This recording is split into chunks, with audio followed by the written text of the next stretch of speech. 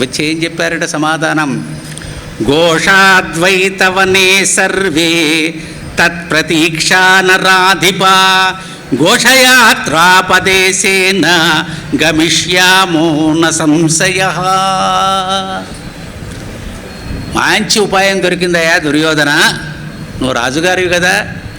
రాజుగారికి నగరంలో ఉండి గ్రామాల్లో ఉండే ప్రజలను పరిపాలించటం ఒకటే కాదు, అరణ్యాల్లో ఉన్నటువంటి జంతుజాలాన్ని కూడా పరిరక్షించేటువంటి బాధ్యత నీకున్నది. కాబట్టి ఘోషయాత్ర అనేటువంటి నెపంతో మనం వెళ్దాం. ఎందుకని? గోవులను పరిరక్షించేటువంటిది.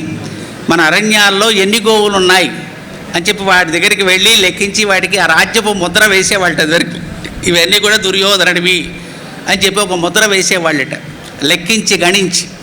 కాబట్టి అలాగా మనం వాళ్ళు పిలిచినట్టుగా మనం వాళ్ళ పిలుపును మనం విని వస్తున్నట్టుగా ఒక సంకల్పం కల్పించుకొని ఘోషయాత్ర నెపంతో మనం వెళ్ళటానికి ఉద్యమిద్దాం అని ఈ ఉపాయాన్ని చెప్పాడట.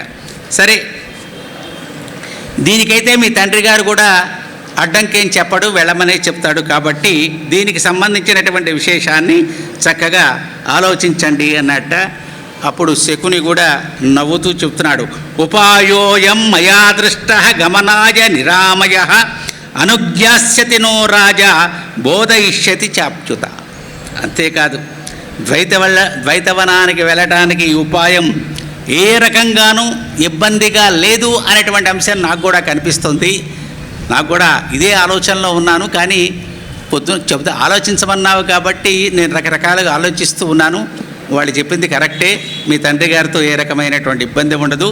కాబట్టి మన కర్తవ్యాన్ని కూడా నిర్దేశించుకోవచ్చును. మనం ఏ రకంగా వెళదాం, ఎలా వెళదాం అనేటువంటిదన్నీ కూడాను మనం నిశ్చయించుకోవచ్చును అని చెప్పుకొని ఒకళ్ళకి వాడు కరచారణ చేసుకొని తనివి తీరా నవ్వుకొని ఆనందపడి తుల్లిపడి ఇంకెందుకు ఏర్పాట్లు ప్రారంభించండి అని చెప్పి దుర్యోధనుడు వాళ్ళ నాన్నగారికి చెప్పి ప్రయాణానికి ఉద్యుక్తుడైనటువంటి సన్నివేశాన్ని సృష్టించుకున్నట్ట. ఎవరండి కల్పించుకున్నట్ట? దుర్యోధనుడు ఘోషయాత్ర అనేటువంటి ఒక నెపంతో. ఈ కథలోనే ఇంకొక సామెత మనందరికీ కూడా జ్ఞాపకం ఉంటుంది.